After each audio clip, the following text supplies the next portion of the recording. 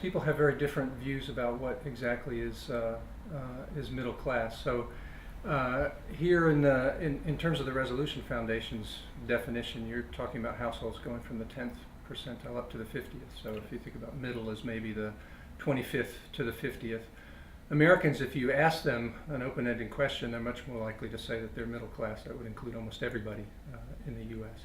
But roughly speaking, I think we could talk about middle in the U.S. being somewhere from the 25th to the 75th, or if you want to, even the 25th all the way up to the 90th or the 95th. It's an interesting question how people perceive the degree to which Americans in the middle, however defined, perceive the economy or their living standards to have been stagnating. It's pretty clear from the data that there has been, roughly speaking, stagnation. I'd actually refer to it as slow growth in incomes and living standards for most of the last generation.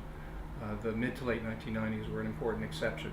People did pretty well for a very brief period of time.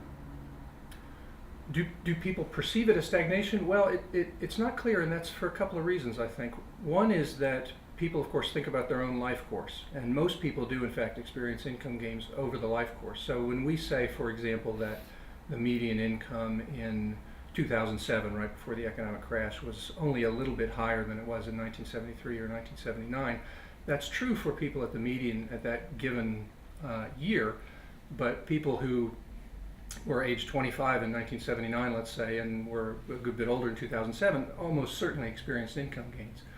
So that's one reason why Americans are a little less likely than observers and analysts to think about middle-class living standards as having grown very slowly.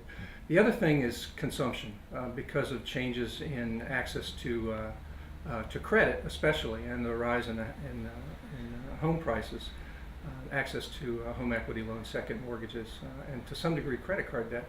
A lot of Americans, even with stagnant or very slowly rising incomes, were able to buy more stuff over the last generation. The other thing that I was going to mention about the rise in the slow rise, but nonetheless a rise in, let's say, median incomes, is that part of it's been driven by people working more. So more and more households have a second earner, usually the wife or a woman who was not in the labor force a generation or two ago.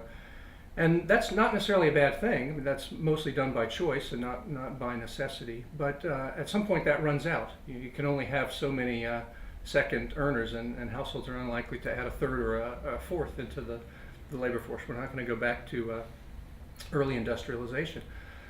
So with that coming to an end, or approaching an end, let's say, and surely the expanse in access to credit coming to an end, at least for a while, then the question really does arise: what's going to be the source of genuine, non-trivial rises in household income for the broad middle class? I think we can go a little further in employment, especially for people who are kind of near retirement age. We can expand that. There is a little more room for women.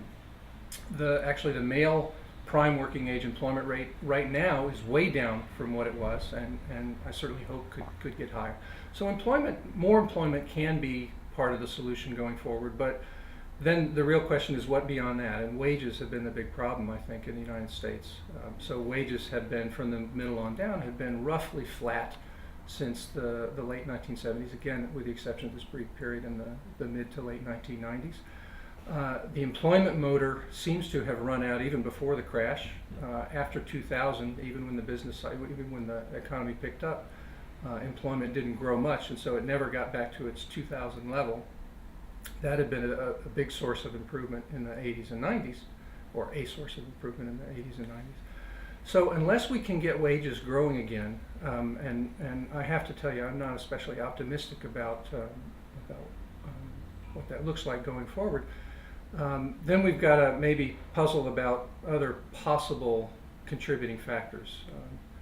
One thing that I've been thinking about, I'm not certain that it's a real solution, but it could be part of it, is considering an expansion of the earned income tax credit, pulling it up a little bit in the income distribution. And the logic is simply that if the American economy is in a situation where wages aren't growing and aren't likely to grow going forward, and employment can only do a little bit more for us than it has in the past, then the question is what else? living standards or incomes being so heavily divorced from growth of the economy is not a good thing. Shouldn't be that way. It's a terrific policy. It mostly helps people right above the poor, but below at least the middle of the middle class, if you will. And so, so the question is it something that could be, or some version of this, something akin to it, that could be used as a lever to ensure that a bit more of the economic growth trickles down to those below the very top? Well, I don't know. I certainly hope not. But with wage growth stopping after 2003, I think there's at least reason to worry about this. And of course, employment has grown pretty well compared to most other rich countries over the last generation. But that was true in the U.S. in the 80s and 90s too. And then it stopped in the 2000s, again, long before the crash. And yeah, I think it's something to worry about. Well, certainly I think the employment growth was more or less taken for granted. The idea that this was simply going to continue, that this so-called great American jobs machine was going to chug along with no end in sight. And so that turned out to be a big mistake.